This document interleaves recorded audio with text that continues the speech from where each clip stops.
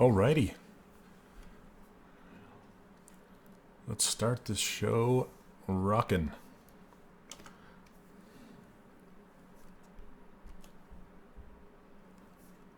How's everybody doing tonight? Is it really slow? Laggy.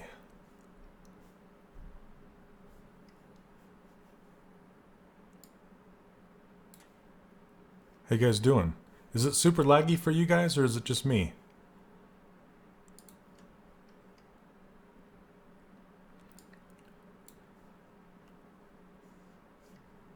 I'm gonna reload this. Reload.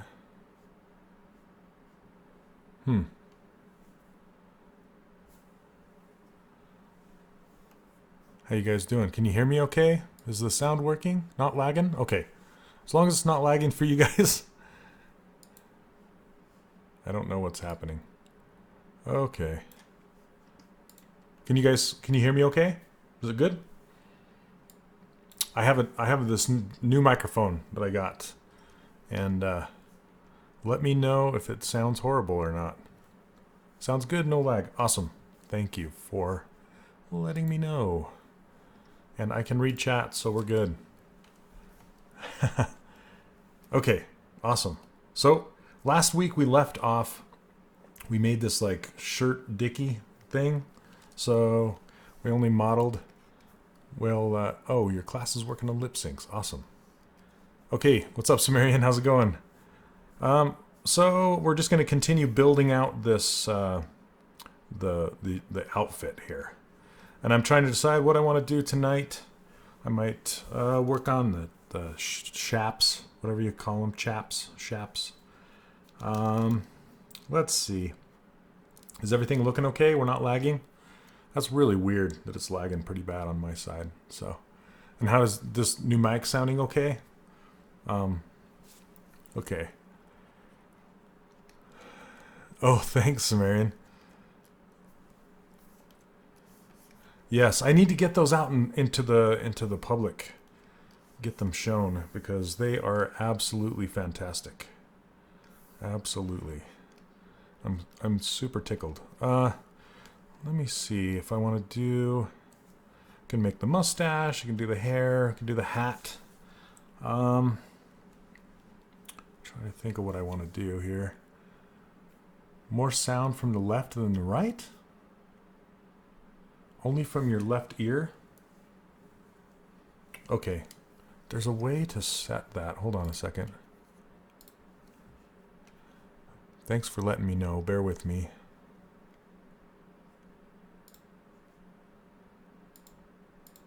Da-da.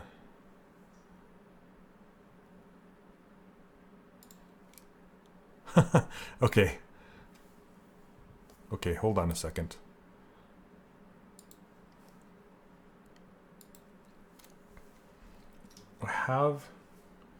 I'm only going into one channel. It's solo, but I swear there was a way to set it to go to both channels. Let's see.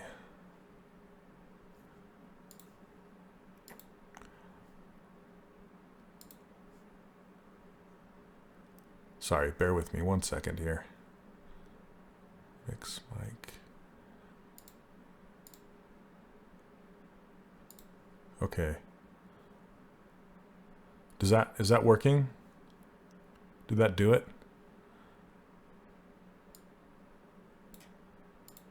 Let me know if that worked. I hit down mix to mono. I don't know if that worked. Is that better? What's up, Chris?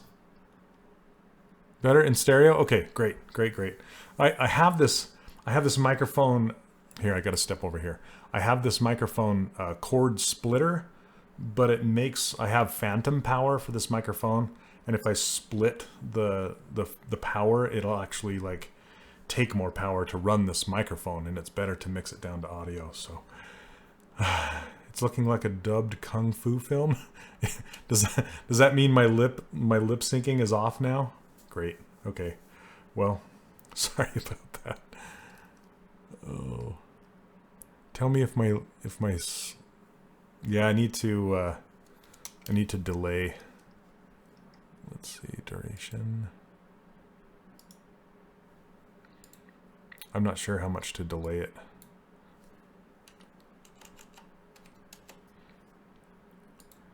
Huh. Well. When I do 3D modeling, I actually prefer silo. Let's see. Volume, volume. Sync offset. I'm just going to try this. Okay. Maybe that will offset it enough. I do a lot of modeling in Maya. I learned modeling in 3D Studio Max. Okay, I offset it at, I think, a second, but I'm not sure if that's enough. So I'll mess with that. Okay. So ignore my lips. Listen to my voice. Okay. But thanks for letting me know. I'll see if I can work it out. Is that any better? Is that I offset it a little bit. I don't know if that's any better. So I don't want to spend the whole stream trying to fix my lag here. Really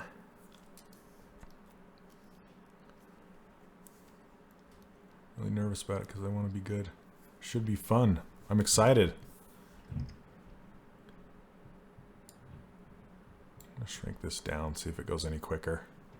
Could be my streaming, my computer making it lag. I don't know. I am planning a December challenge in the student Facebook group. Yes. Okay, here we go. Let's see. What do I want to do? I think I'm gonna start working on these. Maybe the front part of this boot, like this piece, and then the belts that wrap around and the loop on the back. I'll start that stuff. It's a half a second. Okay. Okay. Let's see. I'm just gonna quickly get in here and see if I can delay it a second. Okay. See if that's any better. Maybe.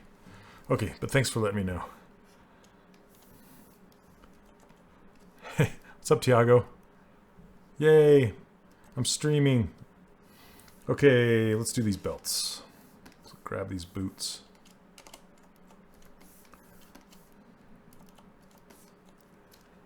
And let's see.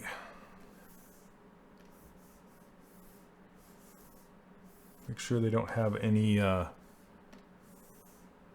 any subdivisions there. Dubbed. Oh, dubbed. An old kung fu movie. I see what you are doing. Is it worse? I wonder if it's getting worse. I'll just try half a second. Kung fu fighting. Okay.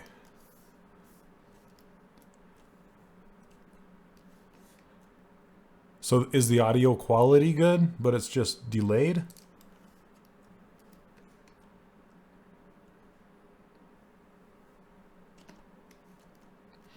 Okay, the way that you created his mouth bag, is that how you do mouth now? Because I noted it in your course.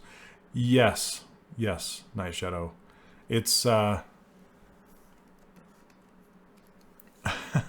it's better sync. Okay. Okay, good. I changed it to a half a second completely, so hopefully it's better. My voice is my passport. It might be a little bit off. But so the mouth bag, yes, that's the new way I'm doing mouth bags in the high resolution phase. So in the low resolution I still do it the way that I show it in the course. So, okay. Now the band in sync. You guys are awesome tonight. Awesome. Okay. I need to get some stuff done, guys. Let's get some stuff done. Now that we're all synced up, in sync, we need to do this topology brush. Thanks, Chris. Dolby Digital. Hey, Julie's Art. How's it going? Thank you very much. Okay, I'm going to do the belt on the back of this boot. That's what's going on right now. I'm looking at the distance between the sole of his boot and the bottom of this belt to get the distance here. And it doesn't have to be exactly perfect, these lines. It does not. It just needs to be perfect where the lines cross and actually make a polygon.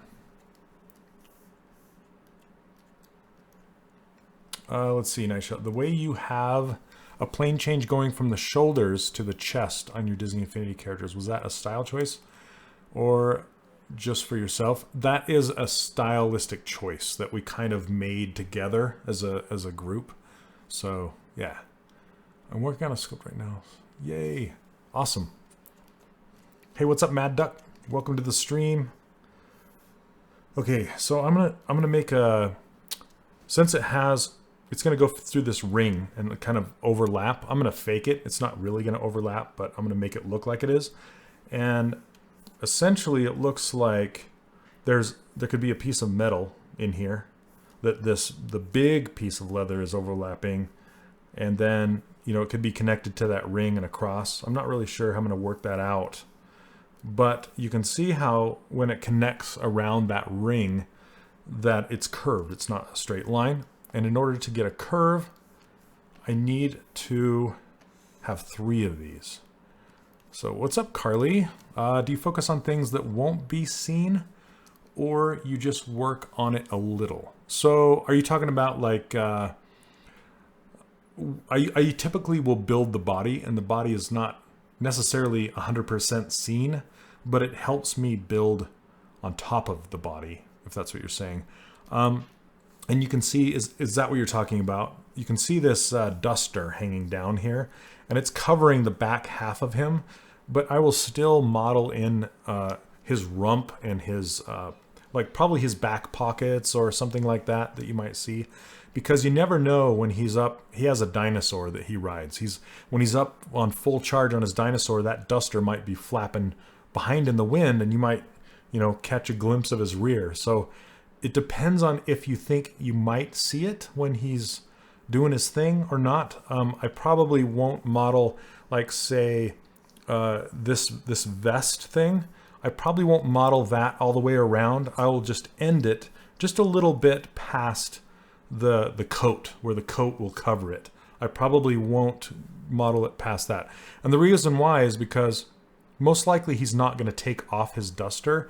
If he was ever going to take that off, I would probably make it, I would consider that a different costume, like a costume change. If you think about, say, Red Dead Redemption, he never like physically takes his coat off. It's always part of his costume. So I would model it separately, if that makes sense. I hope that answers your question.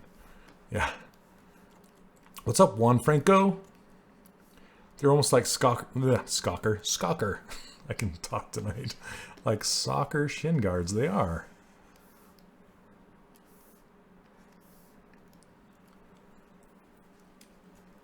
And cut this a bit later.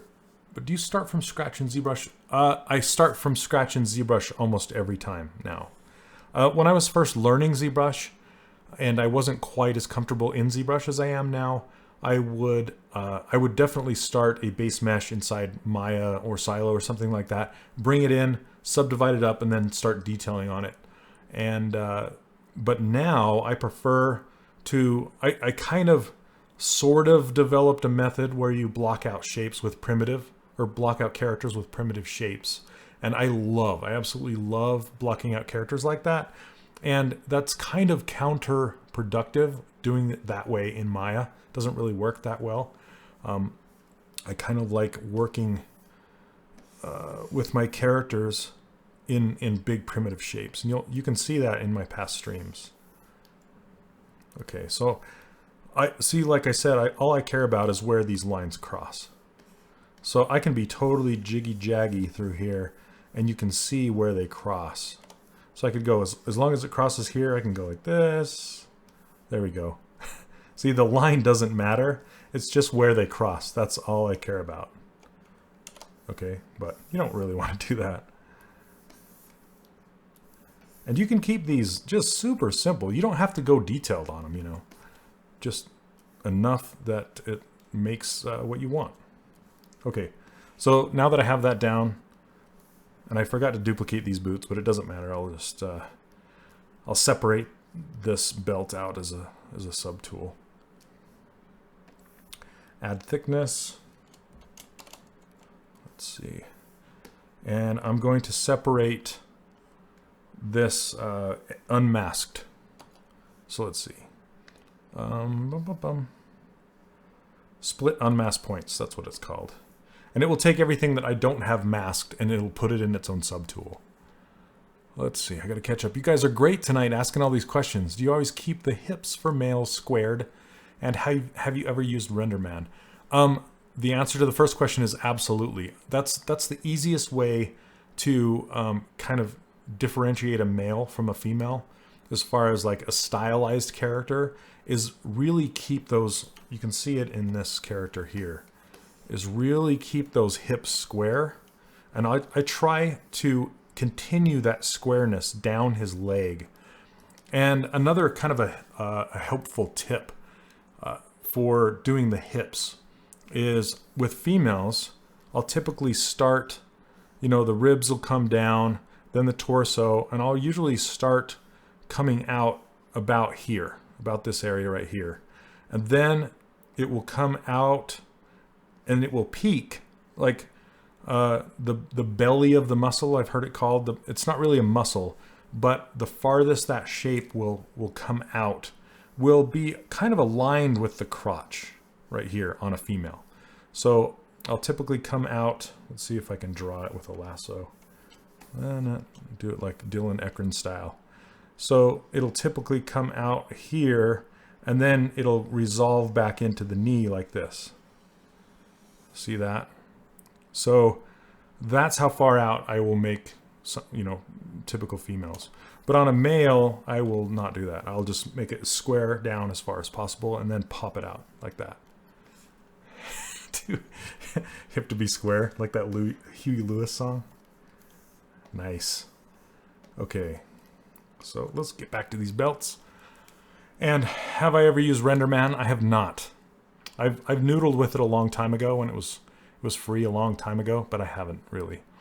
That's your current process right now. Maya for basic, then ZBrush. But you're starting just to make things from scratch in ZBrush because I have gotten more comfortable. Absolutely. Yep. That's as long. It's kind of hard going back and forth between programs. You know, sometimes your scale will get messed up. Sometimes your materials will get messed up.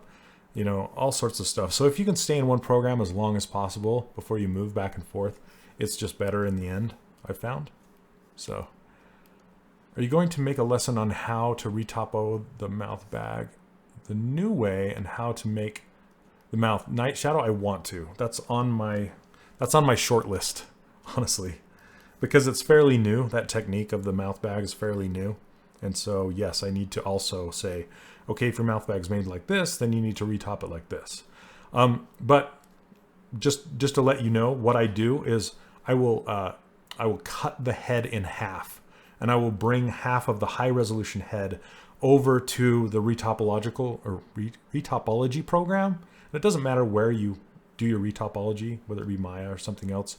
But that way, if you just bring half of the head over, you can see the interior of the mouth.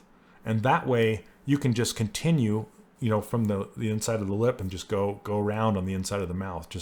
You can just turn symmetry off so you can see inside there, and then you just continue your retopology on the inside.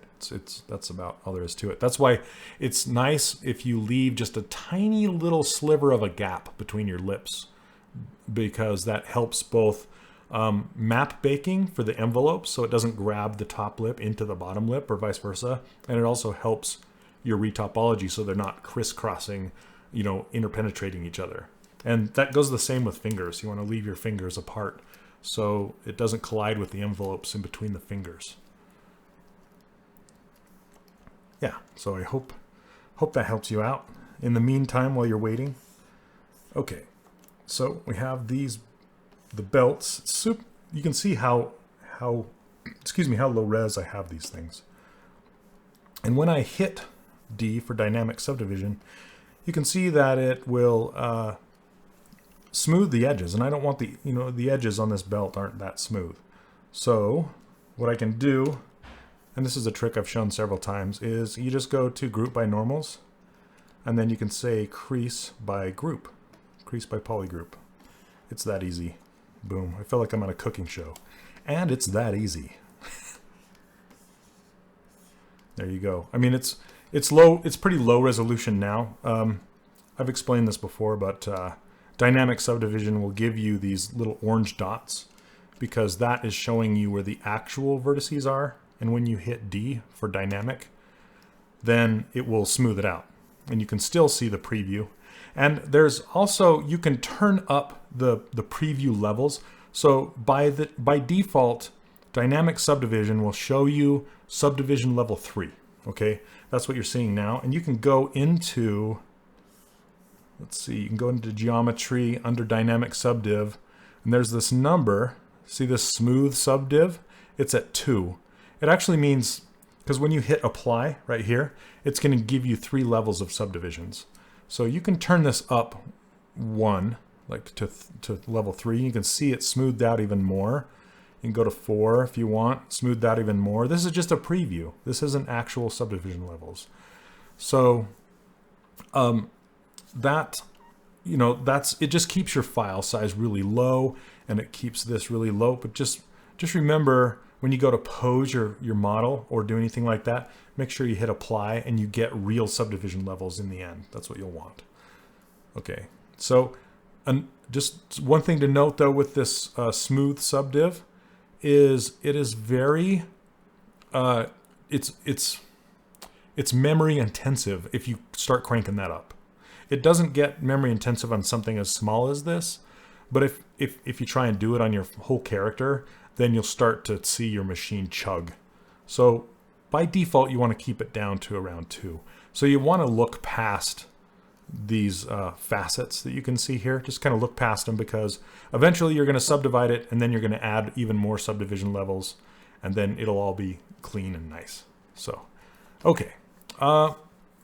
Okay, thanks for stopping by, Tatara. Awesome, awesome. Okay, let's see. I need to go back up.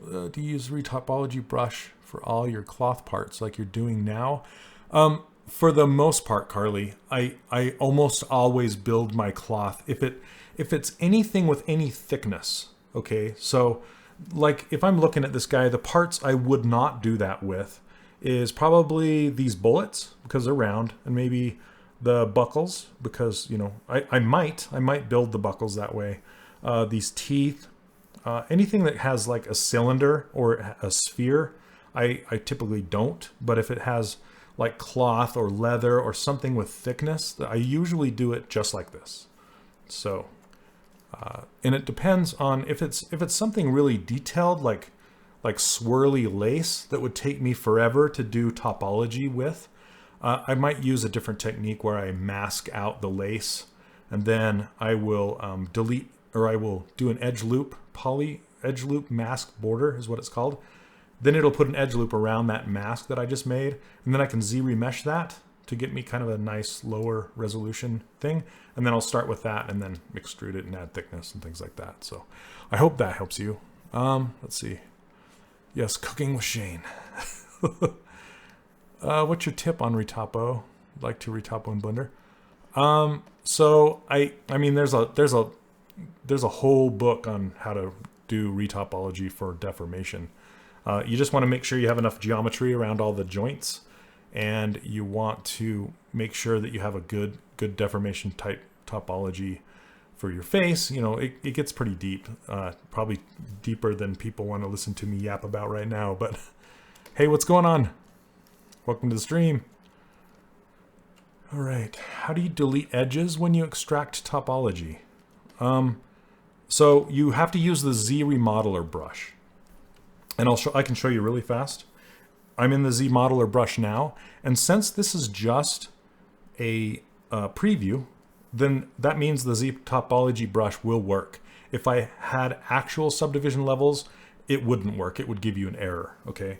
So if I go back down, I'm going to hit Shift D to go back down in levels, and this is my actual low poly, crappy looking subdivision level. Say I want to add another line in here.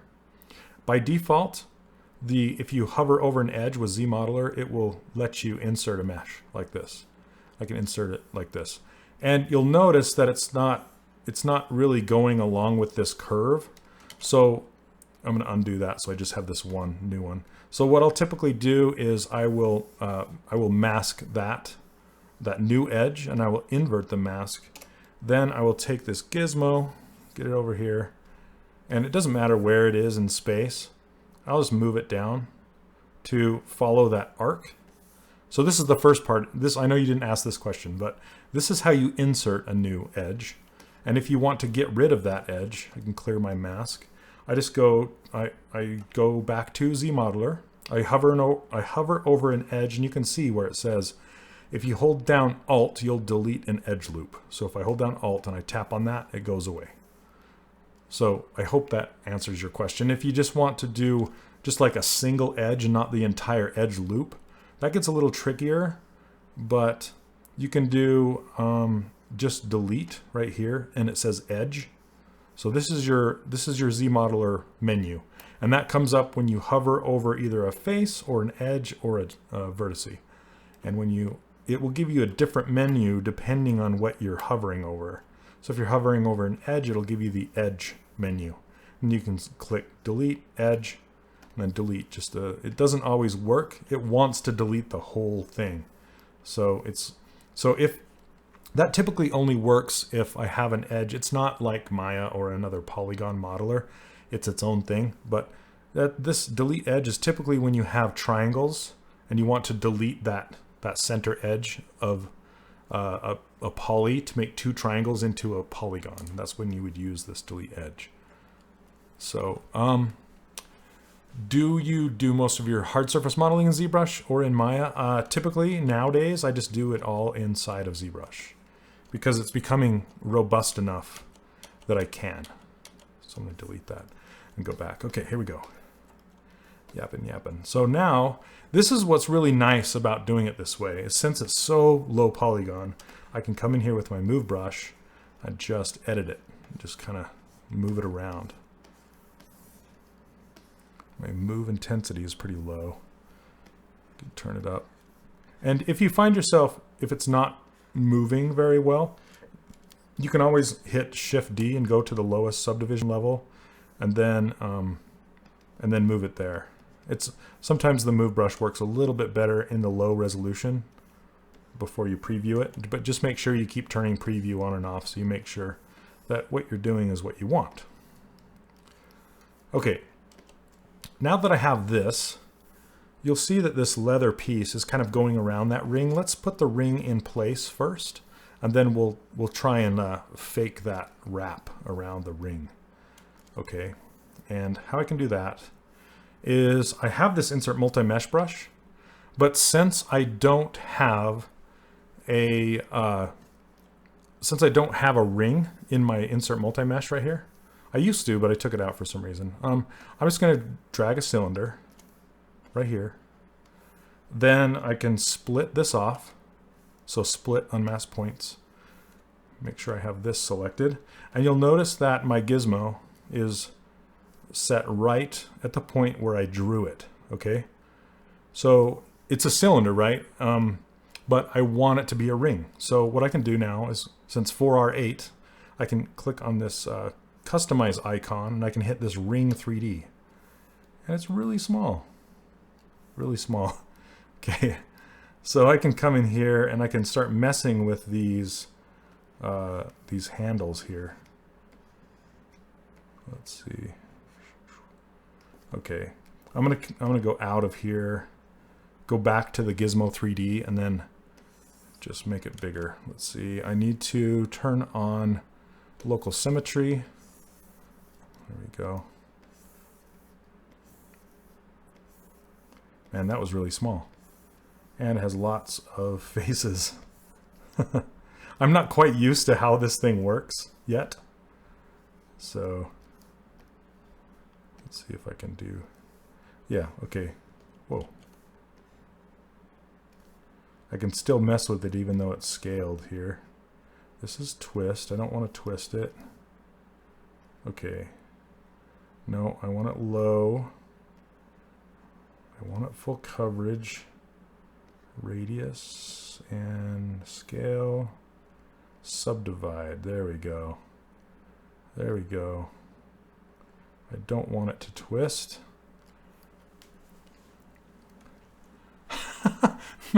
Ever go nostalgia and do some 1998 era spline patch modeling?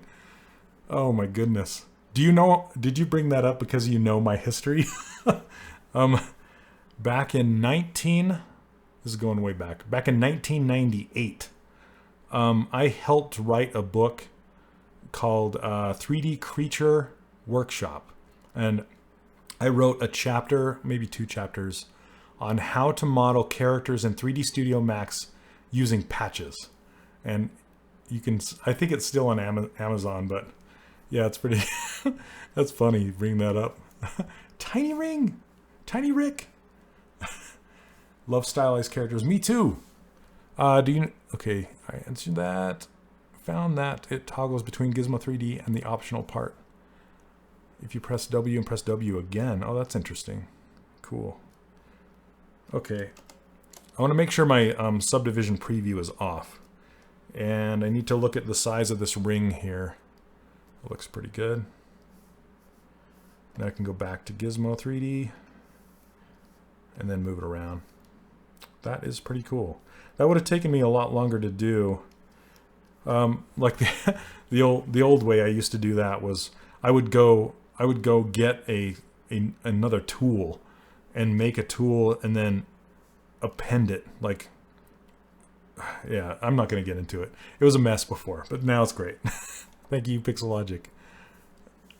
With the lizard alien on the front? Yep, that's the one. This is weird. I think it had a dewback looking creature on there. And the character I modeled was like this, he's like a gangster looking guy with this, the model, I look at it now, I'm just like, oh man, it makes me sick, but it was decent at the time. It was okay at the time. That's funny. That's crazy. All right. I'm going to duplicate this ring. I just held down Control, and you drag on any of the move tools, and it'll duplicate it. Just kind of get it into place. Sorry, you guys have got me yapping tonight. I'm moving kind of slow. I apologize, but I love the questions. Keep them coming.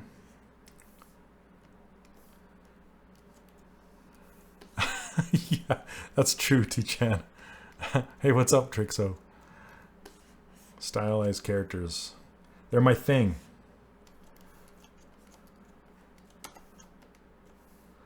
They're what I do. Okay. Now that I have the ring in place, let me turn on the preview. There we go. Smoother rings. I do. When it gets quiet, I get nervous.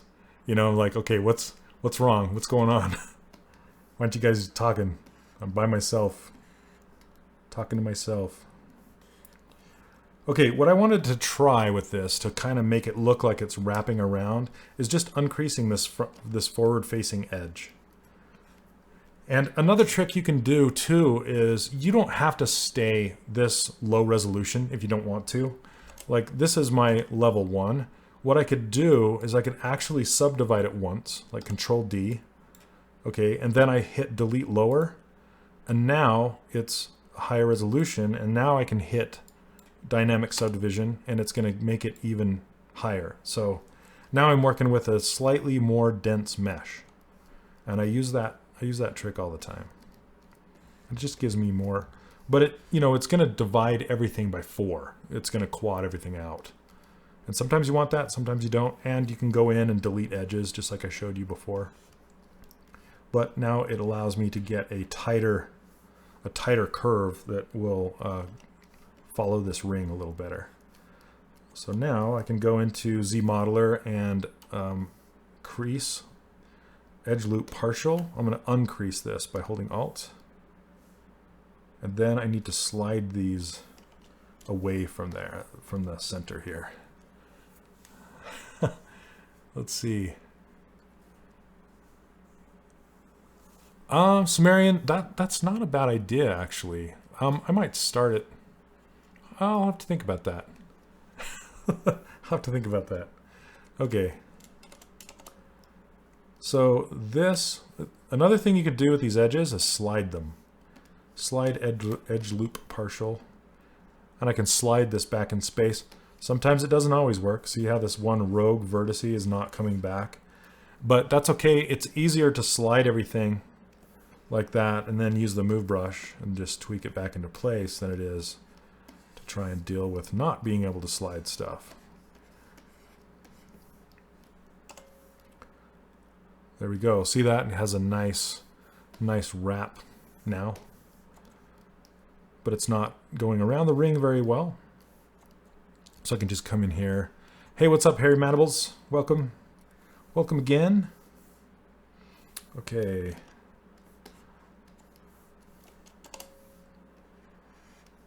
So I'm just going to use my move brush and just try and move this around. And I want to try and make it look like the material is pulling on that ring. So it's going to be kind of shrunk down smaller as it goes around. What I mean is like, see, it goes from thick to thin as it goes into the ring.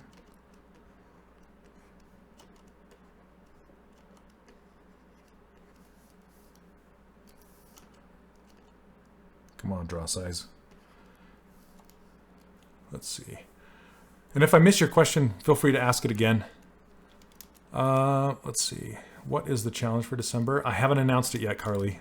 Have not announced it. And if you guys are wondering what these people are talking about, I have an online course. It's called 3D Character Workshop, and I have several students in there, and they also like to come watch me stream for some reason. No, I love you guys. And every other month, I just started doing these challenges, and October was the very first challenge, and I was absolutely blown away by the entries that people entered for that challenge. And I'm going to have another one in December, so that's what they're talking about. And if you want to know more about that course and how you can get in, just go to 3D Character Workshop and sign up for my free brushes, which will get you on my newsletter, which will let you know the next time I open the course for enrollment. It's currently closed at the moment, but I should be opening it rather soon. November's coming up. We're in November. Like Black Friday, Cyber Monday's coming up. I still need to decide if I'm going to do anything for that. Any kind of promotional whatevers. I'm not a very good marketing person. I'm an artist, not a marketer. Okay. And when you download those brushes, you get those free brushes. That's what you see here. That's what I use. All these brushes here, this user interface, and I also have a ruler. This ruler right here. This ruler will help you keep your scale going back and forth between Maya and ZBrush. And it will also help you export your model when you want to print in 3D. That's what this ruler is all about. So let's see. While sculpting stylized models, do you have any tips for finding likeness in a concept? Yes, my biggest tip that I have is measure. Measure. And what I mean by that is measure the distance between everything. Like measure the distance between the top eyelid and the bottom eyelid. Measure the distance from that eyelid down to where his cheek protrudes off of the surface. Measure how far it is from the nose to the cheek, from the lower lip to the chin. Every single measurement you take, then look at those differences. I mean, it's just like drawing, like figure drawing or whatever. Whatever you're drawing, that's kind of essentially what you're doing, is you're comparing what you see and trying to draw and make it look like what you're seeing. And the number one tool in the artist toolbox is measuring. You're constantly just measuring, and the more you can see, the more you can measure, and the closer your concept will be. You know, your 3D model will be to the concept. And then also rotate your model as much as possible. Like, don't just stick in one view and then get that looking good and then rotate it. Just constantly rotate. That's one thing that my students get hung up on all the time, is they don't look from the bottom up or the top down. And those are very, very important to get the face nice, arc, and round. When you see beginning sculptors, you'll typically see like flat eyes that are just flat on the face. Your eyes are not on a parallel plane. They are actually wrapping around your head. And like I said in a webinar I did a while ago, if you look at the back of someone's face, not the side, not the profile, but kind of from the back, you'll notice the notch that your eye sits in. It's quite deep. And that's because when you look left, I can almost see behind me when I look left. And it's because my eyes are sitting out here. They're not like this. They're to the side, and there's a notch in your skull. And that's the biggest thing that people miss when they're trying to model characters, is that eye notch. Their eyes are just kind of sitting up front. And then the same thing with the mouth. The mouth isn't arced enough around the teeth. You got teeth in there and your skin's pulling against those teeth. So that's another big one that a lot of people miss, is they just leave the mouth flat and not round and arced. So that's hopefully that helps a little bit. Okay, let's see. Trying to convert two characters from real life into a very simple character. It's hard to know what to keep. Yeah, that's just Sumerian. That's just a matter of personal taste. When you get down to that, you know, it's like artistic, and simple is better. Simple is more. You probably heard that before. Simple is more. Less is more. So you want to go just simplify. And Johannes has already simplified this guy, so I'm not really looking to simplify him very much. But if it was a real person and they had a ton of wrinkles and stuff on their clothes, I would go down, if they had like 20 wrinkles going down their arm or something like that, I would simplify it down to like 2 or 3, or maybe even 1. Or if they had laces going, you know, down a boot or something like that, and they had like 20 laces going down, you can simplify that down to like 6 or something. So just look for ways to simplify, and your designs will be stronger, if that makes any sense. Let's see. How do you make bulky armor shoulder pad for a character like Destiny 2 Titan armor? Night Shadow, I would do it just like this. Like, see, he is starting to have some bulky armor, and if you continue to watch my streams every Tuesday, I will eventually get to those armor pieces, and you can watch and see exactly how I do it. But it's very similar to how I'm building this right now. But instead of drawing it right on the arm, there's a good possibility I'll actually make a different shape first, and then I'll draw on top of that shape to get this shape in the end. So I use temporary geometry a lot when I'm doing this stuff. So, okay. Let's see here.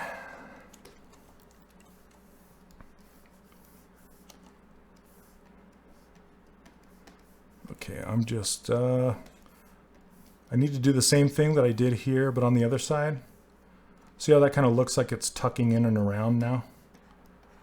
And also, one thing to note, when you'll see me push objects into other objects. And I do that for 2 reasons. The first reason is for baking maps. You don't want, so this ring, I will adjust this ring so it is buried almost, even I will even move it so it's not really a ring anymore when you look at it from the side, because I'm gonna push it into the surface so it rides that surface and it doesn't curl underneath as much. Or I'll move the boot underneath the ring, and I'll just kind of go back and forth and get that ring to be buried about halfway, because I don't want it to undercut. And there's two reasons. The first reason is for map baking, and the second reason is for printing and manufacturing. So when this pulls out of a mold, if there's undercuts, it's not going to pull out of that mold. And this is exactly opposite of what you do for film. For film work, you want it to be more realistic, and you want the fabric and everything to kind of have gaps and be thin and look more realistic. But in simplified game characters like this, especially ones that you're going to want to print and you want to bake the maps, then you want to close all of those gaps up. What is map baking? That's a good question. Map baking is you create these maps that will tell the game engine, it will tell the game engine the difference between your high resolution character and your low resolution character. And it will make your low resolution character look like a high resolution character, but it'll be a lot easier on that game engine because you're not transferring all this detail. So currently I'm making a very high resolution model. And eventually I will, if I turn this guy into a game character, I will redo the topology, redo the mesh. I will actually draw the mesh back on the top. And then when I'm done with that, I will project the high resolution mesh to the low resolution mesh in a different program, and it will calculate the difference and it will pump out what's called a normal map. And the normal map is actually the difference between the two. So, yeah, no problem. Sorry, I'm yapping today. You guys have some fantastic questions. Fantastic. Okay.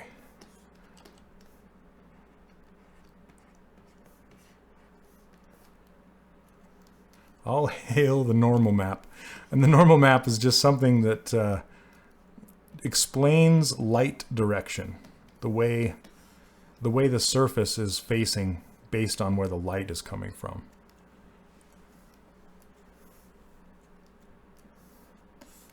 And yep, and AO. So what AO is it's like global, they call it global illumination, they call it AO. Remind me what, oh, ambient occlusion, ambient occlusion. So essentially, ambient occlusion will basically gather shadows in all the cracks and crevices. And it will, if you've ever seen one of those Warhammer figures, you know, those little Warhammer figures, they will paint those things. And then towards the very end, they will wash it with like a black or a very dark colored ink. And all that ink will seep into the cracks. And it will make that character pop, and you can see all the details, even though it's this little tiny character.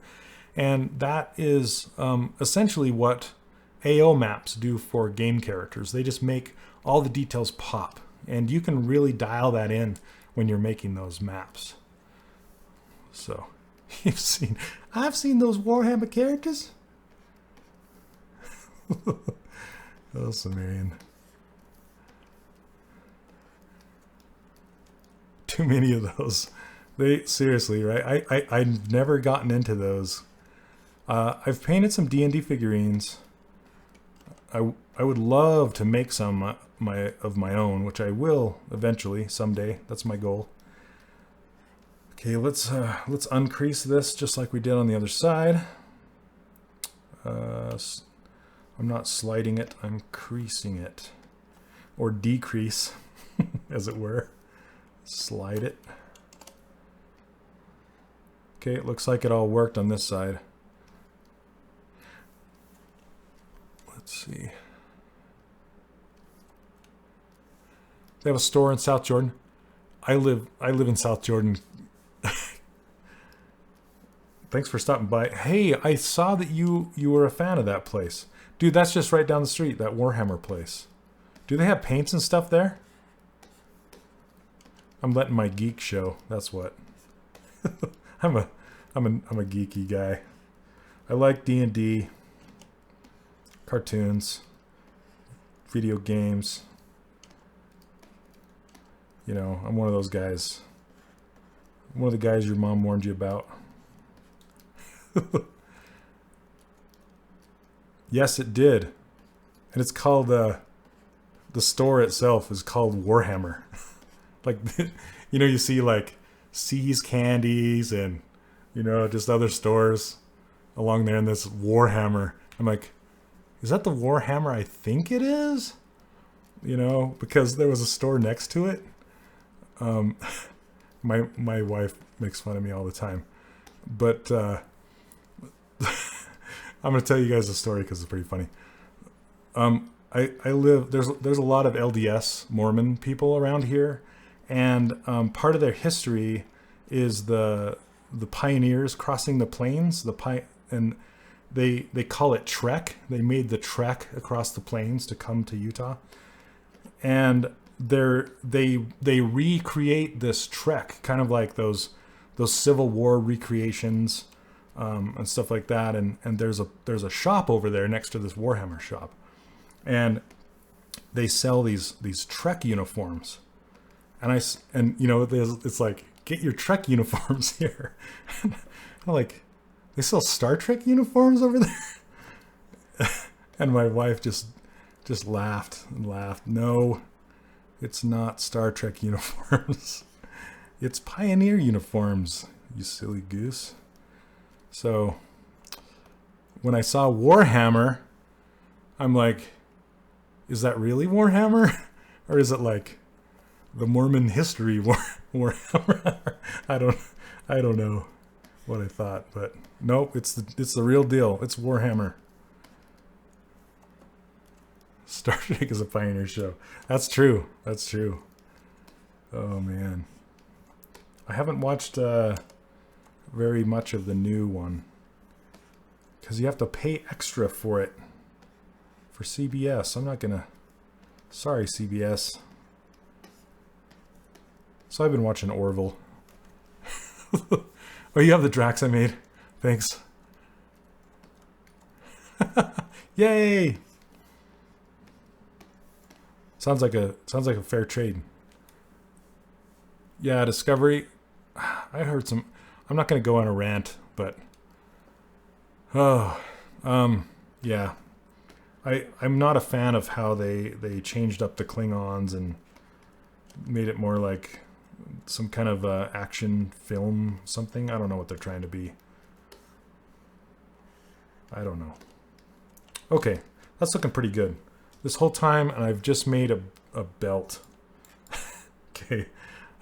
But the good news is I can just take this and duplicate it. Let's just duplicate that guy. Turn it.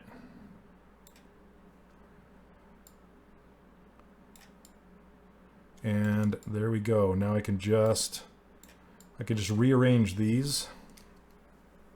But I'm going to put it in a new poly group, split unmasked points.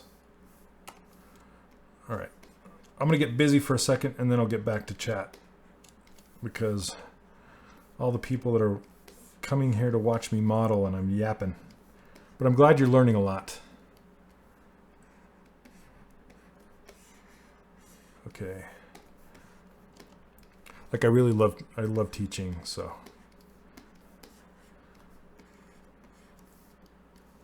Hey, what's up, Dry Otter? Everybody spam. Spam while he's not looking. All right, that is not working.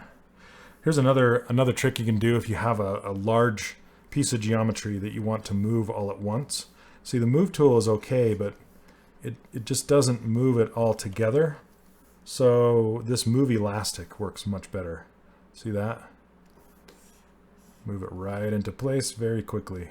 That works very well with hair strands. When you have really long hair strands and you're just trying to kind of lay them into place, where the move brush will tend to move the area right around the brush, and it will tend to make warbles.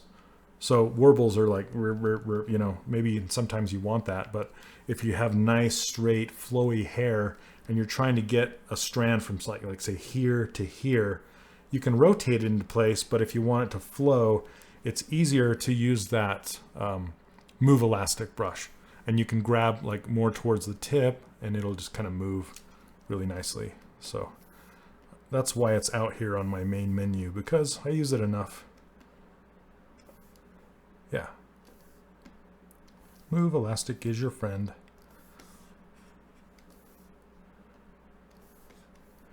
Then this guy's tucked down right above that sole.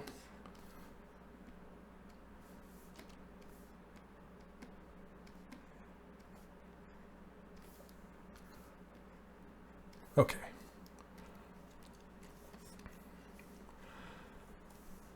Let's see.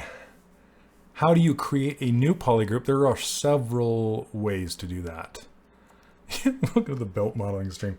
Now you're making me feel all self-conscious. Thanks. Thanks, T-Chan. All I can do is model belts. Okay. That looks okay. I'm going to start putting this, what is that? The soccer shin guard together. Okay. Yep, Bill Fleming. My old Max. Yep. You really need to recycle. Oh, Bill Fleming. I have not really heard from that guy since. Yeah. Okay, let's see. How do you create a new polygroup? So there are a million ways, but the easiest way is to hit Control W. That will put everything visible everything visible or masked into its own polygroup. So that's one way. You can also use auto groups.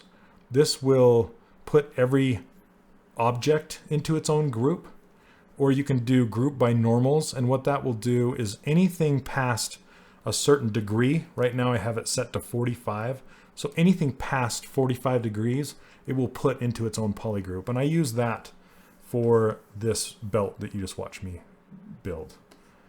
But there are several ways to make polygroups. It's essentially ZBrush's organizational system within each object. It's super nice, and I wish it existed in other programs. Okay, we're going to build out the shin guard really quick, and then I'll get back to chat.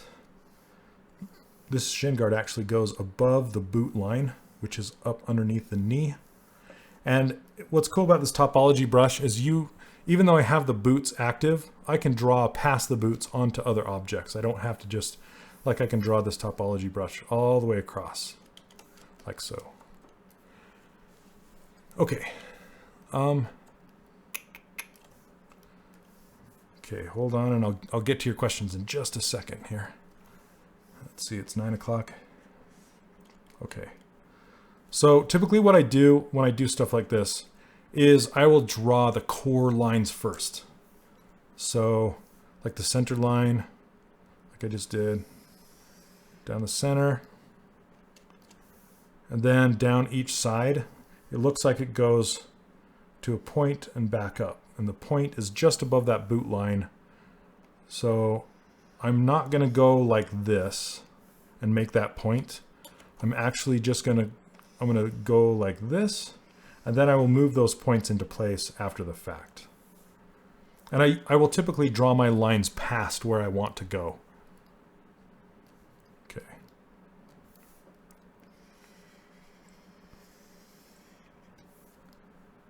So now I have my 3 core. If I was doing all the way around the leg, I would do one up the back as well. This is flipping out. Okay. And is the sound still good? Because the other night it was getting a buzz for some people. So I just want to make sure it's still good. Okay. And I just have these headphones on. I'm just listening to myself. I don't have to have these on. Okay, thanks, T-Jan. Okay. Casually Derp, that's a great name. Thanks for the comment, man. I appreciate it. I'm super glad. I have several students in my course that are actually in college for the same thing, and they just use it to supplement their learning, and I think it's working out pretty great so far. Okay. And you can continue these lines just by clicking on it and pulling down. The sound was never good. It was never good. You always sounded like trash. Okay. So this one needs to end like right here. I'll just have to drag that over after I build it.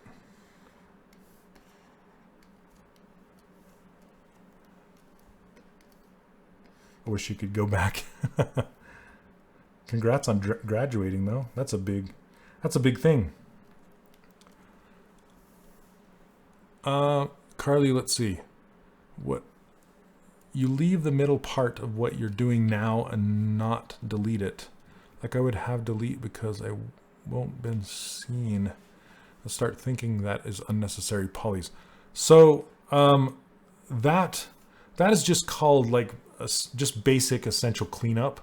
And I will do some of that, but typically not till the very, very end.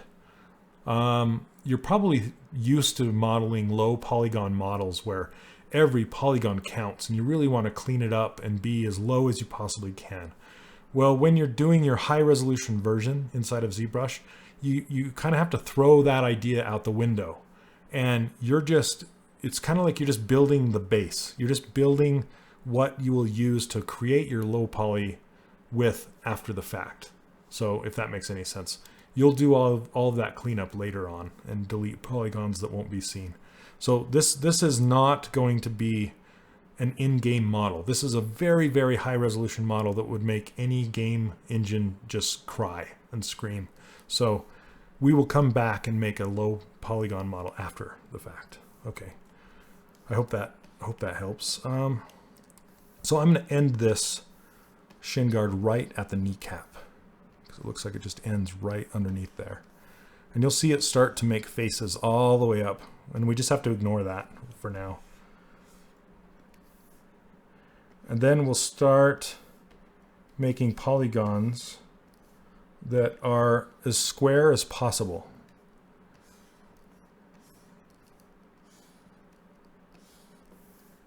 Something like that.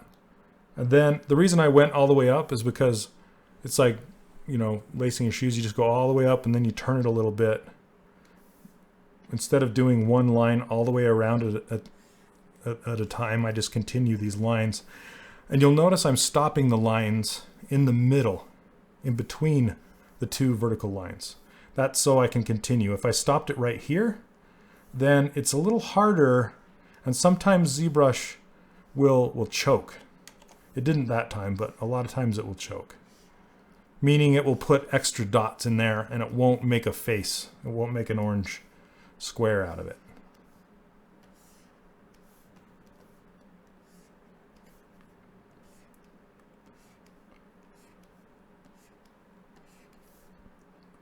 Almost done.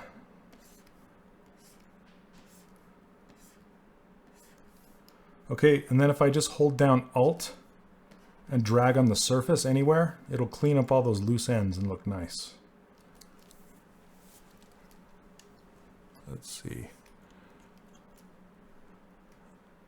My college is currently on strike, using my spare time to work on models in 3ds Max.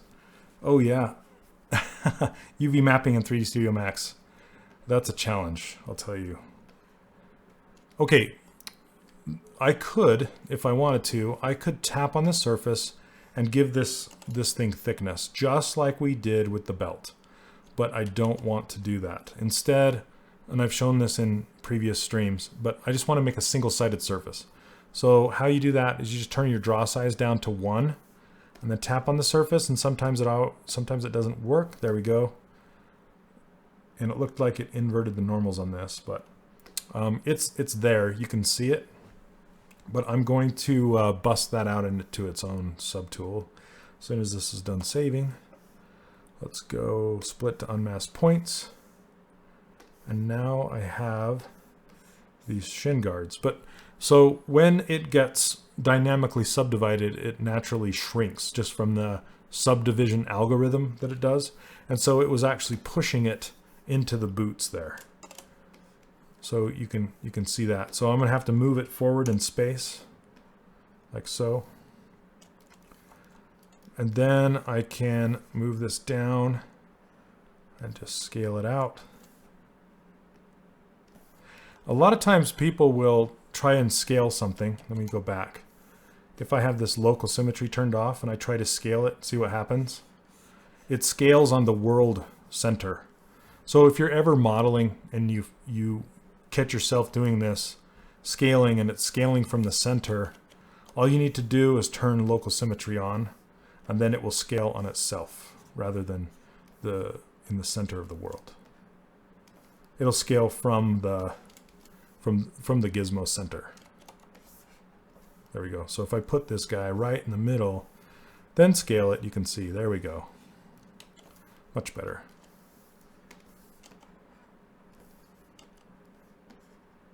Okay, it looks like it dropped it way. Scaling it up, scaled it overall. So now I can go in here by hand and just really start tweaking it out. And I can turn on this transparency right here, and I can see it inside of my object. And I can see where I need to go with it.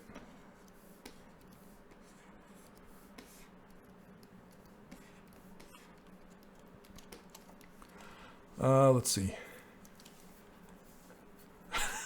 Smelly Kellogg, thank you so much. I don't want to say too much about that and get myself into trouble, but I sincerely appreciate it. You're not the first person to tell me that, but so thank you very, very much. I love to hear it. Yeah, on strike. That must be crazy.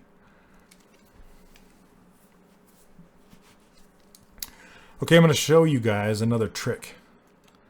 YeeksCube, what do you use to get AO maps from the high poly model? I typically use, this is Pixelogic channel, so I don't like to talk about other people's software, but I will mention I use Marmoset Toolbag to bake all my maps.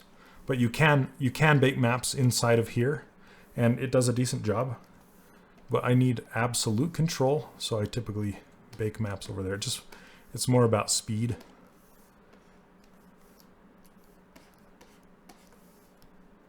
Let's see.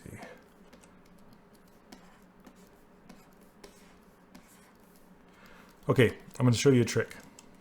Turn on my wireframes, and so I can come in here and clean this up.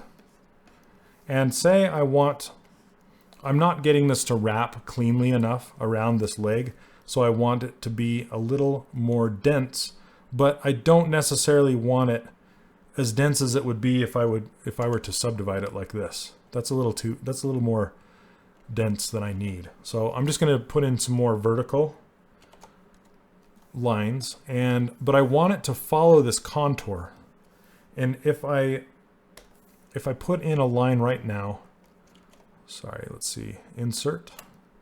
If I put in an edge, it's going to remain flat along that surface. So I'm going to undo that, and I'm going to turn up my intensity to like a 5, let's say. Now when I put it in there, see, it starts to follow that contour a little more. Basically, it's putting an inflate on it, just a little bit. So try a 7. That's better. But you need to be careful because it will also peak out the ends. Sometimes it'll peak them like this.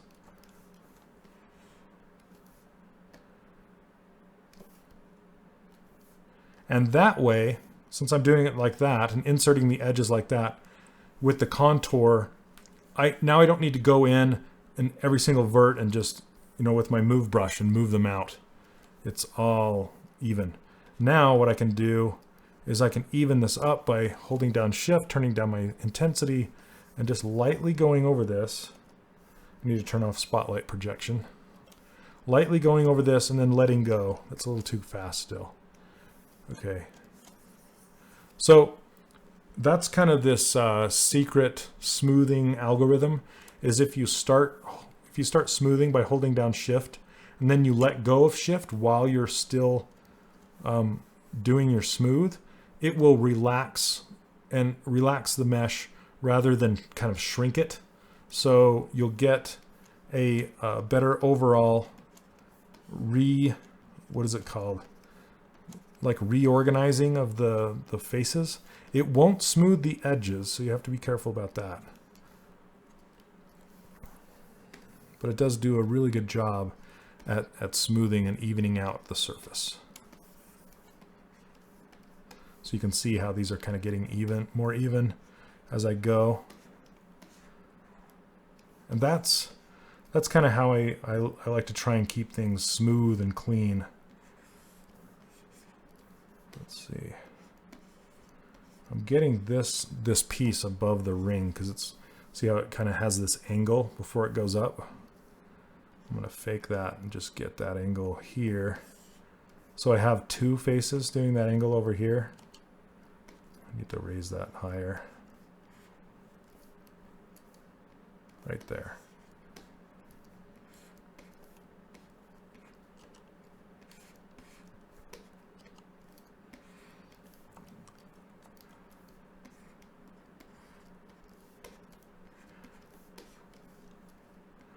right? Yeeks Cube. That's true. And I don't really consider Marmoset a competitor of ZBrush either. It's more of like a helper tool. Like Marvelous Designer is a helper tool. Like Keyshot is a helper tool. You can't sculpt in it, you know.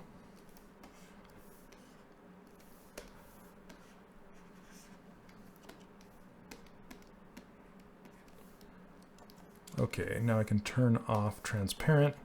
Now all of a sudden his legs are getting really thick, really big.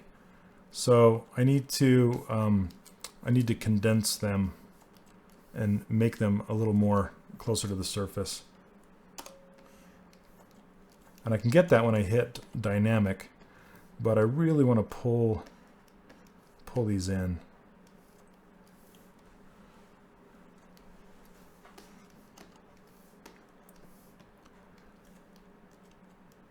What's up, Oddwano? Welcome to the stream, man. When does the stream end? At 10 o'clock Mountain Time. I guess is that 9 Pacific? Yep. Zoff Drink, are you asking what program this is? Or what character this is?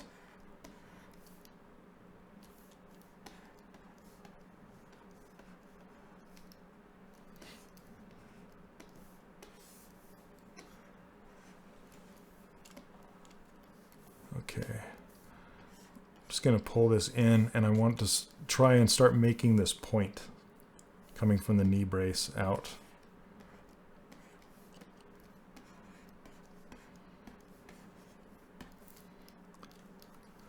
Also, Cody, I haven't commented on your character yet. It's really good, man. Really good. You're getting better, which I love to see.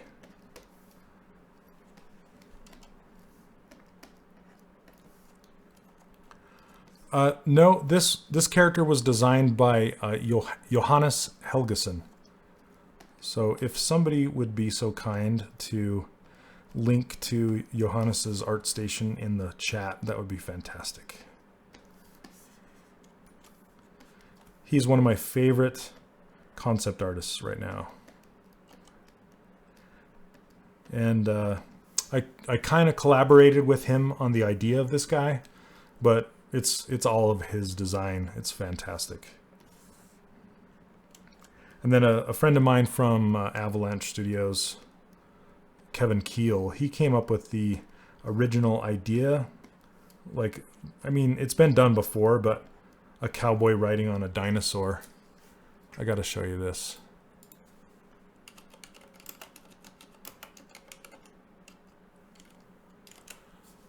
Because he painted, well, he drew one that gave me the original idea.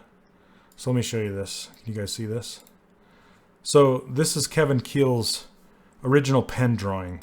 And I've always wanted to see this thing as a 3D model sitting on my shelf.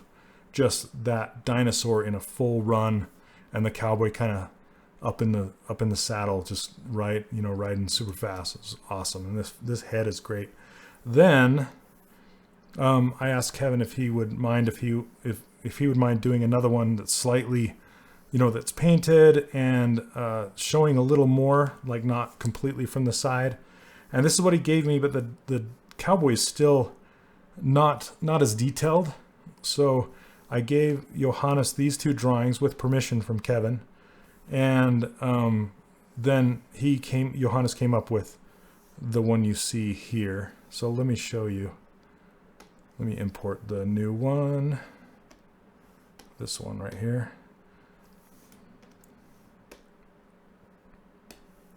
So this is the finished. Let me turn up the opacity. So this is what Johannes made for me to model from. So eventually, hopefully, this character that I'm working on will be something similar to this, hopefully. The pirate girl, if you watched me do make the pirate girl, this, Sorry about that. This pirate girl right here. I don't know if you can see her. Here, check this out. I have full cam. Boop. You see what's focus is like right here on my camera. But you can kind of see this pirate girl. Yeah. She was also designed by Johannes too. And I'm probably butchering his name. I used to call him Johannes. My American accent. Okay. Let's get chat back. Chat, where'd you go? Okay. Back in action. Red wax. What are you, some kind of troll? Red wax. Oh. Cracking me up. Just so you guys know, never use red wax. It'll put you in the noob, squarely in the noob category of it's my first day in ZBrush. That's where red wax will get you. Oh, funny.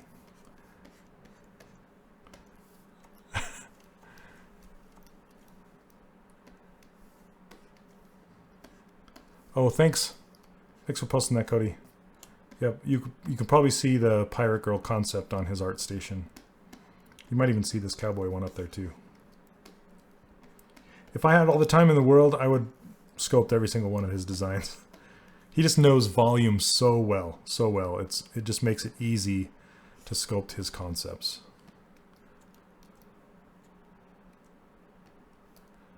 Did you? Nice.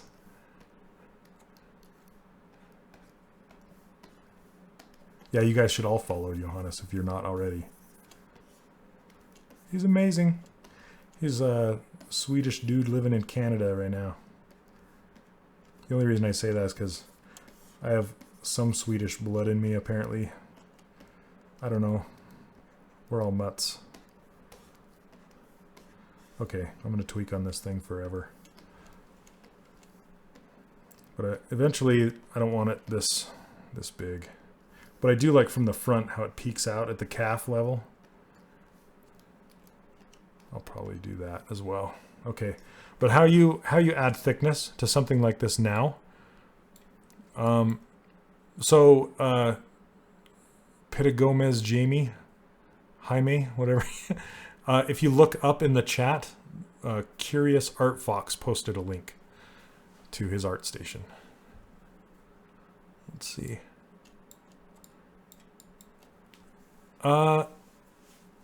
Some said they did this year. You think Damien made red wax? I don't know. Red wax enthusiast Facebook page. If you don't, you should make that. I'd follow it. Just gather all of the red wax models. That'd be awesome. Okay, I'm gonna put an extra line in here because I want it to. Let's see, it's peaking a little too low.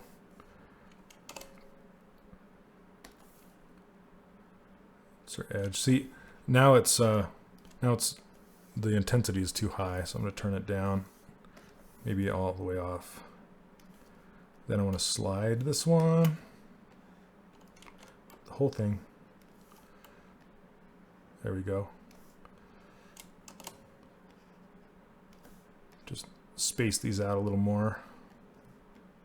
Because like I said, you want to get it, fairly square. It's not going to be square ever, but as close to square as you can get. Comic Sans. Dude, you're killing me. Comic Sans. It's like all the no-nos. All the stuff people are tired of. Helvetica. Huge Helvetica fan. Oh man. Okay. So I'm gonna add thickness to this guy. Let's do it. And how you do that is you go to geometry and edge loop. and you go to panel loops, but it's called, you turn the loops down to 1, turn polish to 0. I want bevel to be, let's try 30, and let's see what that gives us. Okay, turn this off. Now that's actually extruding out, and I want it to extrude inwards. Papyrus. Oh, you just got there? There you go. Thanks. And how you make it go inwards is you just change this elevation to 100 minus, 100 negative. Hit panel loops again, and now it goes to the inside. And I want to turn dynamic off. And I think I want to turn, let's see, I think that bevel is a little too much. So I'm going to turn it to 20. Then hit it again. There we go. Less of a bevel. Let's solo it. Okay, now this is how I'm going to make different polygroups. Okay, you can see how the entire edge is this orange color now. Let's change this to white so you can see it better. Skin shade 4. There we go. So you can see that this edge is orange, and I want it to change colors as it goes around the corners. So I'm going to try to do group by normals. And it worked for the most part. These are actually 2 different polygroups, but they look like the same. Yep, this is good. So it gave me one here, which is good. That's what I want. But it didn't give me one here. So what I could do is I just need to change this angle more. Just go in with my move tool, change this angle like this, and then do it again. Group by normals. There. See, now it grouped them in a different group because I want to put an edge here because I want it sharp. And you can see that it worked all the way around, but you'll notice that I lost symmetry in my groups. Oh, Tom Ice. Okay, so red wax has its place. And its place is if you want to see your surface detail while you're sculpting loosely, and you want to kind of see how smooth it is, if you have peaks and valleys and things like that. There are other materials that I prefer over red wax just because it creeps my eyes out. But you can use it for really getting your surface smooth because it has this nice kind of a valley. It's like a 2-part material that has surfaces and valleys, and those valleys it will actually darken so you can see your highs and lows. It's kind of like putting Bondo on a car and you're smoothing it, and you can use the Bondo to see your highs and lows as you're smoothing the car down. That's kind of what red wax is for, but just don't render it in red wax and put it on ArtStation. Don't do that. That's not what red wax is for. Okay? So that's probably why he said he likes red wax. So there you go. Yeah, skin shade is good. Skin shade 4 is great for rendering in your final colors. It's great for that. But for doing, so skin shade is the opposite. You can't really see your surface details with skin shade 4. So what I like to use is this ZBrush modeling or ZBrush gray. Both of those, I mean, this is really low resolution, so you won't be able to see it right now, but it will, let me see if you can see. It will show your surface detail and your smoothness of your surface really well. You can see that. And red wax will too. But I don't like the red. I like gray, you know, so it's not hindered by any color. So that's what I prefer. There's my little soapbox. All his slides were in red wax. Yeah, his work is insane. His work is insane. I mean, who's gonna judge, right? If your work is crazy good and it's in red wax, who cares? Yeah, red Chavant. Dude, that's actually really good.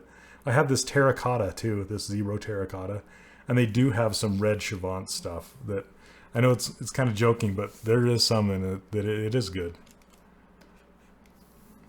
I like it a lot. But then I just typically don't like to see, you know, colors in my materials.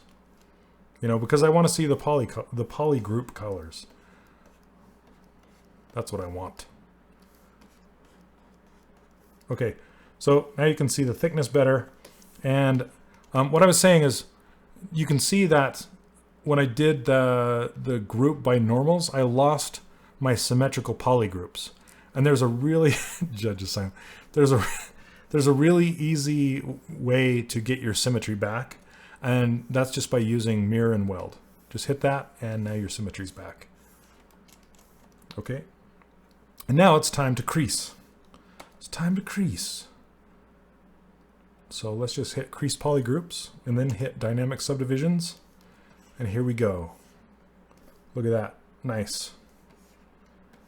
I still need to edit this around the ring to make it curl around the ring like this, but for the most part, I like how it looks. And I'm gonna see how this kind of looks like it's folded over leather and there's something underneath it. I'll probably do a treatment to this to make it look like that too. But to get points here, so like these points on the calves and this point right here, you'll notice it doesn't have poly groups. It didn't get creased. So I can just crease that by hand very easily by going to the Z modeler and just going to an edge. Let's turn off the subdivision levels. Let's pick a bigger edge. Go to crease, edge, and you'll notice something when I do this. Let's see. I want to do it right above the boot line. See that? So it's this one. Okay, and then the same thing on the other side. Right there. There we go. Subdivide it.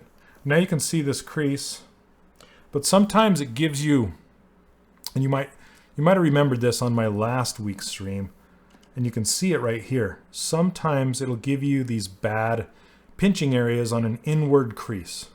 So all you do is, I'm just going to say it again, is you crease the line coming off of that valley.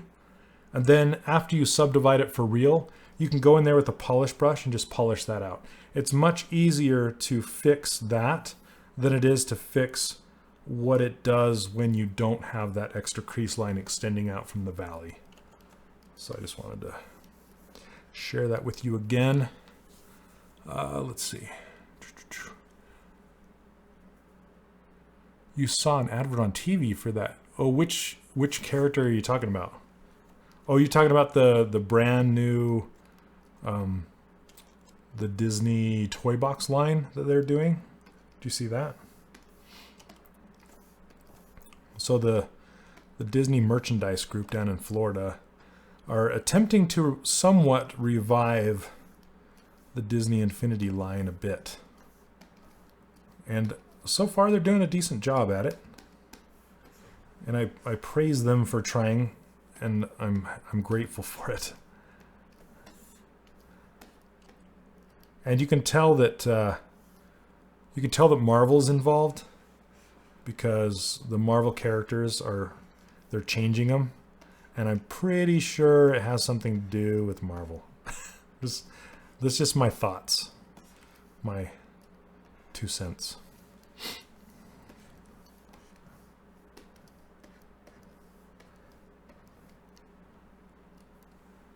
All right, hold on 1 second, guys.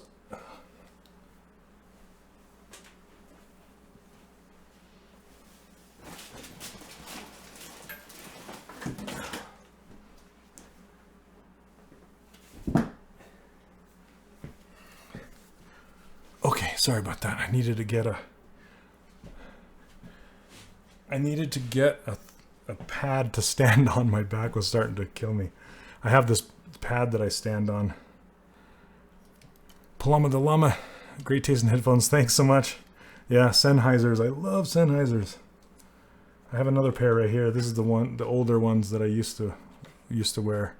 But I'm trying to upgrade my setup here. So I hope it sounds better. I don't have that microphone cable tugging on the microphone the whole time.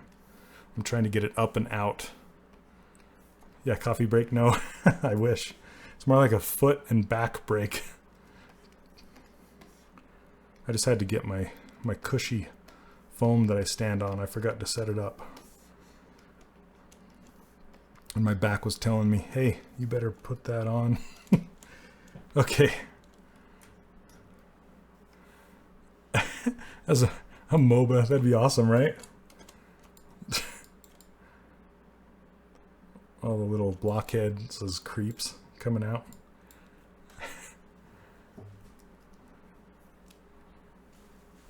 Oh, let's see. Question for you: have you ever used mirror and weld in your scope to get skinnier? That is a great question. Okay. Yeah, I've talked about this in past streams, but for everybody new here, let me just go over it really quickly again. And I can just show it to you in a sphere really fast. Because this trips a lot of people up, and I just wanted to show you how to fix it.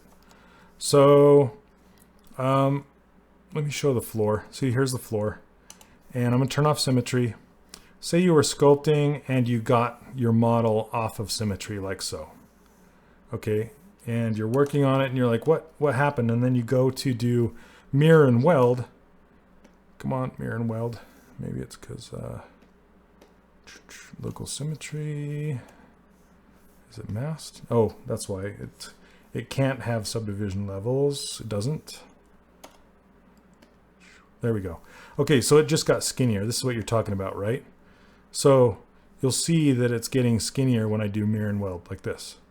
And that's because your entire figure is off of center. It got off of being symmetrical. And when you use mirror and weld, it always mirrors from screen left to screen right. So what you'll want to do is come back in here and turn on your floor and make sure that your character is as close to center as possible before hitting that mirror and weld. Okay, so you'll come in here and you'll see this line, and you'll just want to turn off symmetry, move your character over as close to center as possible, turn symmetry back on, and now when you mirror and weld, it should be good. But sometimes you might have a point that's off like this. Okay, so it's off of symmetry. And then when you do a mirror and weld, it does this. See that? You're like, oh, dang, how do I fix that? It's super easy. All you have to do is turn off symmetry, drag this whole problem area over to the other side. Okay, as long as it's on the right side of your screen, out of the symmetry plane, then when you do mirror and weld, it'll clean that right up. See that? Easy. Easy peasy. So I hope that helped. Oh, you're talking about Lucky's Tale. Oh, yeah. So I had the opportunity to help the guys. Oh, that's not it. To help the guys over at Playful. My good friend Ian Jacobs, he was on the Infinity modeling team with me. He ended up at Playful working on Lucky's Tale, and they offered to have me model a couple characters. I modeled the boss character and then a different character that hasn't been revealed yet. And so if you watch the latest Lucky's Tale trailer, you'll see the big boss. He's got this huge mustache and he's really fat and he's awesome. But you'll see him. I modeled that guy, so he was great fun. Yeah, the wizard guy with the white beard. Yep, that guy. All right, let's see. Did I miss any? If I missed any questions, ask them again, please, if I missed them. Yay, my best friend made that. Yes. Best buds. Okay, let's see. Next, we have a good 30 minutes. Let's do the kneecap. Let me see. So see how these, I kind of built this in reverse order. I should have built these chaps first because they go underneath this shin guard thing. So I'm going to actually turn these pants into, no, never mind. I need to build these chaps on top of those pants and then overlap them a little bit over the top of these shin guards. Then we'll create the knee thing. So it's going to be like getting thicker and thicker. So crazy. Oh, which device am I drawing on? Yes, this is a 27-inch Cintiq. And it's a beautiful piece of technology. But yeah, I saved many moons. Saved up my pennies for a long time to get one of these. I kind of upgraded as I went. I started out with a small 21-inch. Then I went to like a 24-inch. And then I ended up with this guy. So super cool. Love it. But that being said, you do not need a Cintiq to work with ZBrush at all. You can use a bamboo tablet. Just as long as you're not sculpting with a mouse, you'll be good. As long as you're sculpting with a pen, even on a tablet compute, you know, those little tablet PCs. So if it's strong enough to push ZBrush, some of those even work pretty good. So anyway, yeah, you do not need a Cintiq to use ZBrush. Just throwing that out there. It's very, very nice. The only reason, honestly, to use a Cintiq is in production. It's faster because you will do your pen stroke once rather than like 5 times to get it right, if that makes sense. Like if I'm drawing an eyebrow, usually it just takes 1 time to get it in there. And with a tablet, it will, even with lazy mouse turned on, I'll either have to go really slow or I'll have to do it like 5 or 6 times. So it'll speed you up.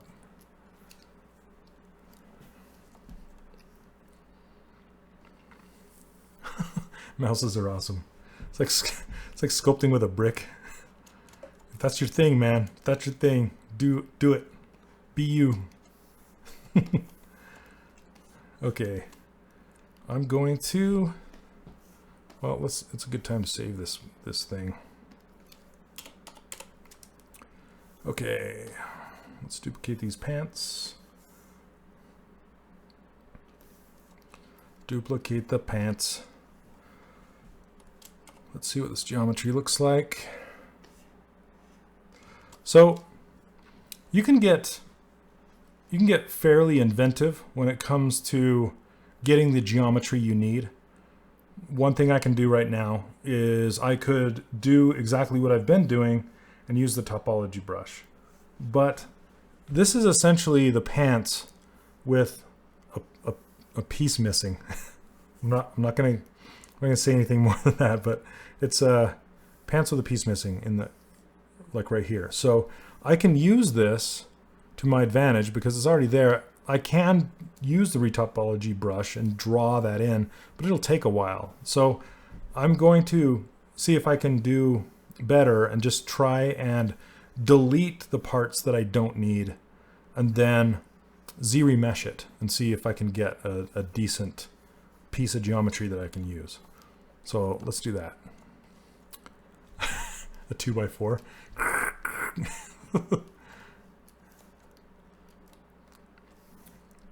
Okay, let's see. So I'm going to mask this out. The geometry is too low to really get a good edge on this, but I'll see what I can do. How far over this goes? It goes down pretty far.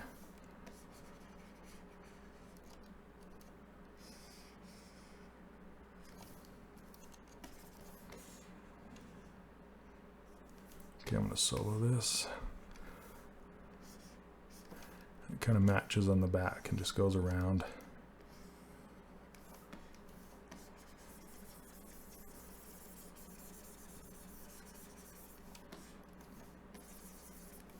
Can you guys hear my pen scraping with this microphone? Is it that sensitive?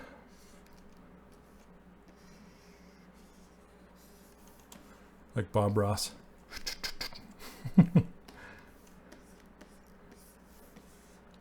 Okay. Then I want these pants to end kind of at the top of the boot. Scrape, pen, scrape. Let's see. Yeah, I'm just going to leave that at the bottom there. See what happens. Okay, at this point, what I can do is I want an edge loop where my mask is. Happy chefs. ZBrush gray material. Yeah, if you just do a Google search for ZBrush gray. Also, if you're in my course, Julie, I have it in the bonus resource section. Okay, now I want to get the, I want to make this a different polygroup. What I could do is I could just hit Control W and it puts this whole area into its own polygroup.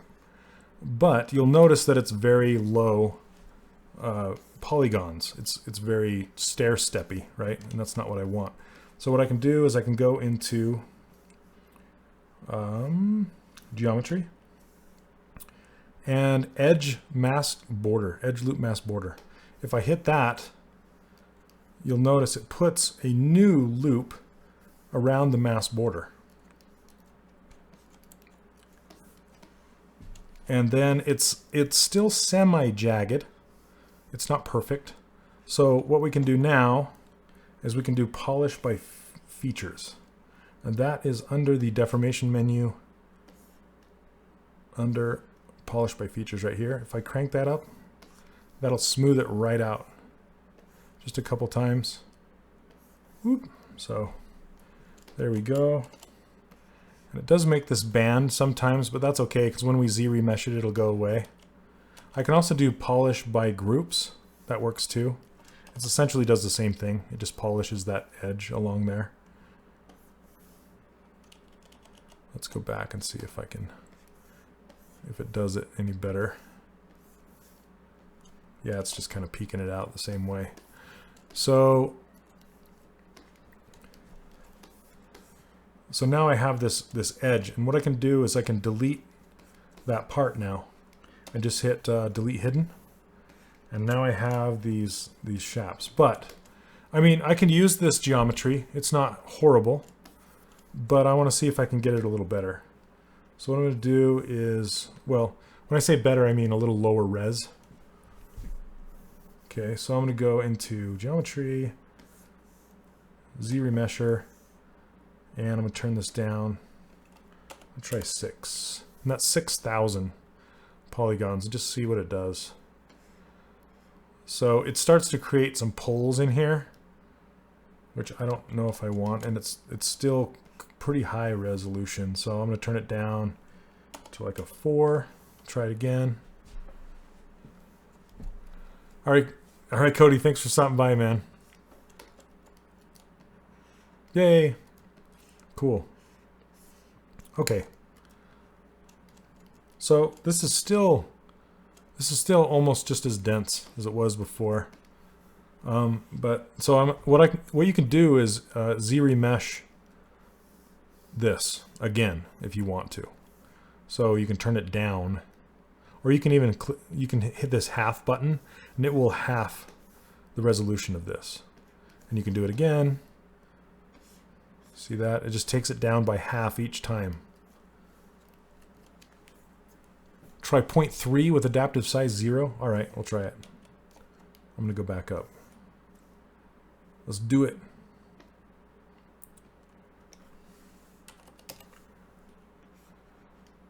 See what happens. Hey, nice. Thanks, man. There you go.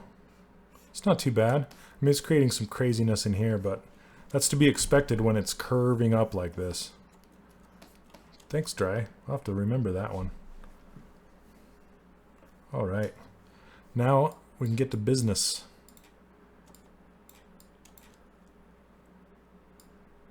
Yeah, that did work good.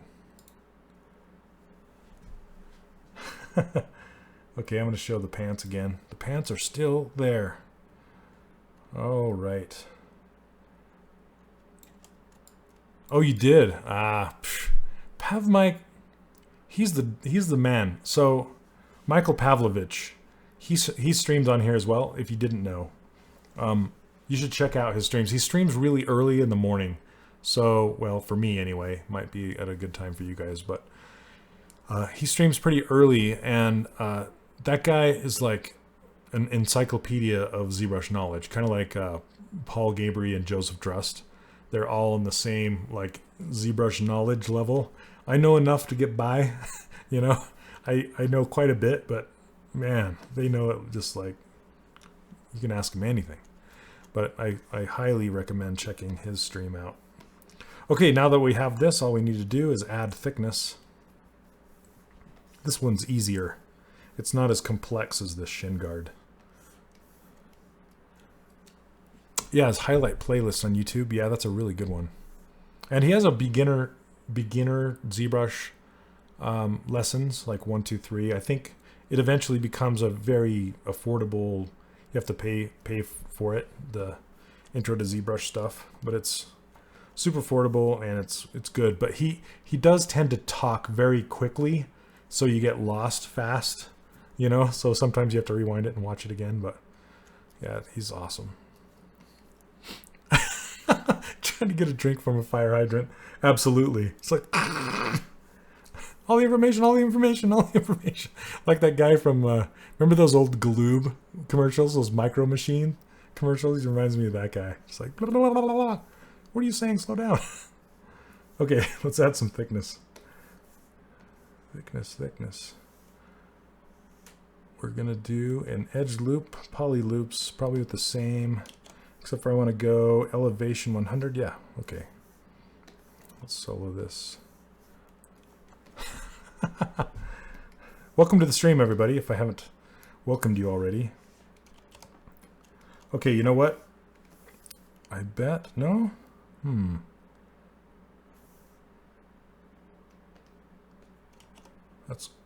Oh, that's why polish is on. Polish was on 5. The sham wow guy. Hey, ZBrush. There we go. It's too thick. Now it's too thin. Just right. Too high of a bevel. You just kind of have to go back and forth until it looks like you want. There we go. That's pretty good. Yeah. Hot Tater. Welcome to the stream. Retopology is the bane of everybody's existence, man. You're not alone. So I'm just putting this top edge in its own poly group. I could do group by normals, but this is kind of tricky. So like this area right here is a little tricky, and it's just gonna put this one thing in its own poly group. So you might as well just do it manually. Then you can crease by poly groups and subdivide, unhide all, and then start your edit. See, that was pretty easy. It already looks decent. Just do a little bit of editing, a little tweaking. Make this curve a little rounder.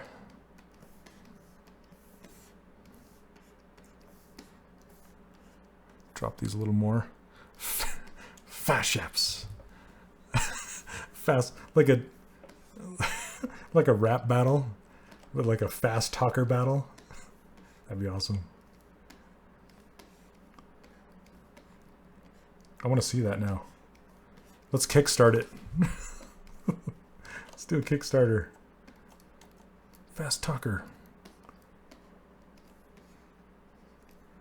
So now I have to add some thickness to these boots, obviously. But I'll do that later. Now we need to pull these, just need to adjust everything to compensate for the thickness that we just added with the chaps.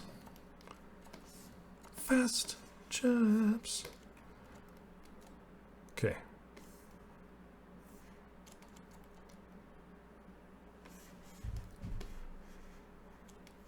And these chaps are actually overlapping the boots, so I'm going to pull these out. Got to be on the... Then I'll pull them up. Start a GoFundMe. Fast Talker GoFundMe.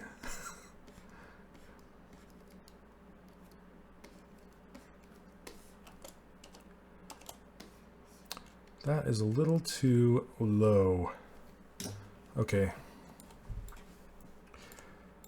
So here's a good lesson for you guys. So say your art director came over. He's like, you know what? Those chaps are beautiful, but they're way too long. They're starting to look like ladies' knickers or something like that, right? He's like, yeah, you're gonna have to raise those up. Well, if I start to raise them up, there's some problems, right? You're gonna run into all these problems of warbles and warping and doing all sorts of problems.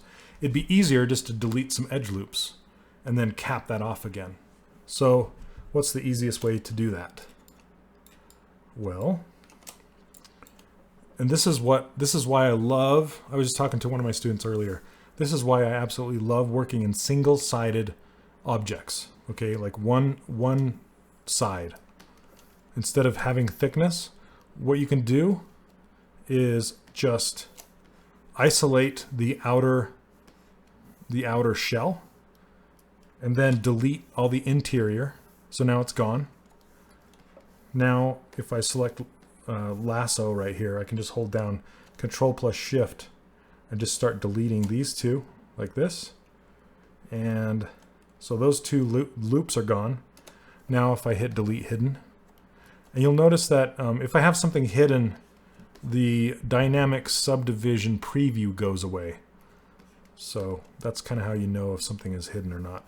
And now that I'm here, I know I'm going to need to overlap these boots. So now I can come in here and just start dragging this down a little bit and making it look less like ladies' knickers. And then when I'm done, I already have my panel loops set. So if I just hit that, it gives me the thickness that I need already because it was already set.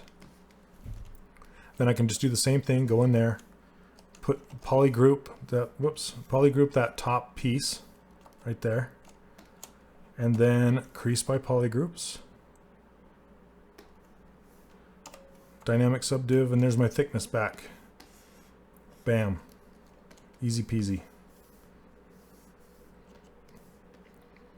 So that, and then just come in here and edit it, you know, back to the way it was.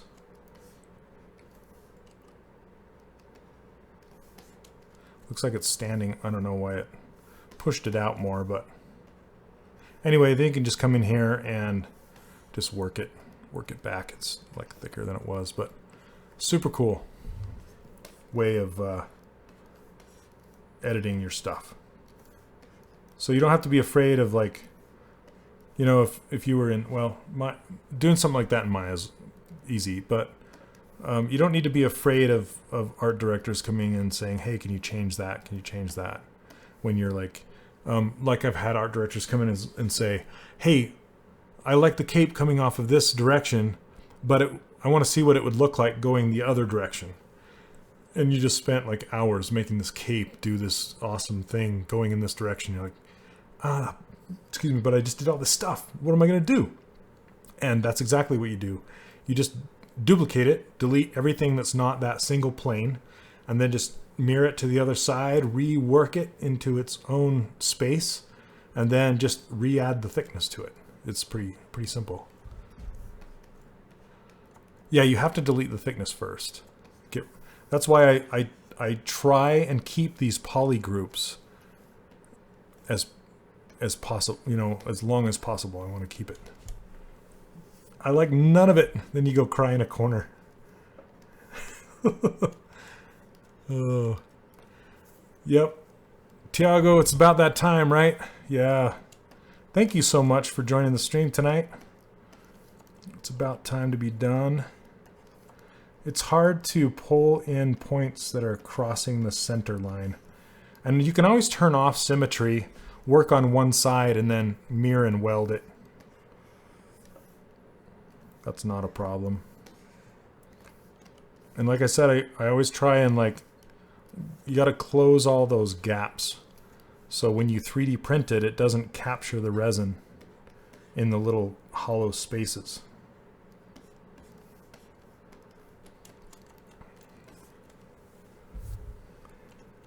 Yep, I started just a little bit late. So I'm just going to tweak on this just a little bit more. I was eating some In-N-Out for dinner late. In-N-Out, you guys know what that is. It's a burger joint from California that made its way to Utah.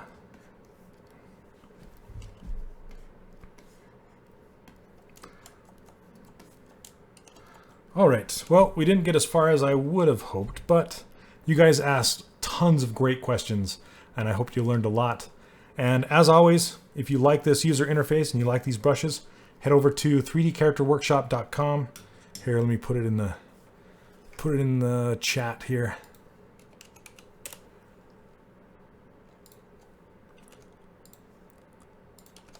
There you go. And if you head over there and you can just sign up for my newsletter, I don't send out hardly any newsletters unless I'm about to open up my course. And I have some, occasional free training and stuff like that. So if you're interested, I give away all these brushes, this user interface and all that kind of stuff. And I have an online course that I teach, and I open up enrollment every once in a while, a couple times throughout the year. So if you're interested in that, hop on the newsletter and you will be notified. But thank you everybody for stopping by this week. I hope to see you guys next week. I will be at CTNX this weekend in Burbank, California. If any of you guys are going there and you see me walking by, feel free to come up and say hello. CTNX is Creative Talent Network Expo. It's being held. It's mostly film and animation people, a lot of two-dimensional concept artists. I love to go there and peruse and browse for new concepts to model and talk to the concept artists and stuff like that. It's fantastic. So anyway, if any of you guys are going there, I would love to say hi and meet you in person. So anyway, thank you everybody for the stream, and you guys have a great night. Thanksgiving's coming soon. So I hope you have a great end of fall, start of winter, and we will see you next week. Take care, guys. Have a good one.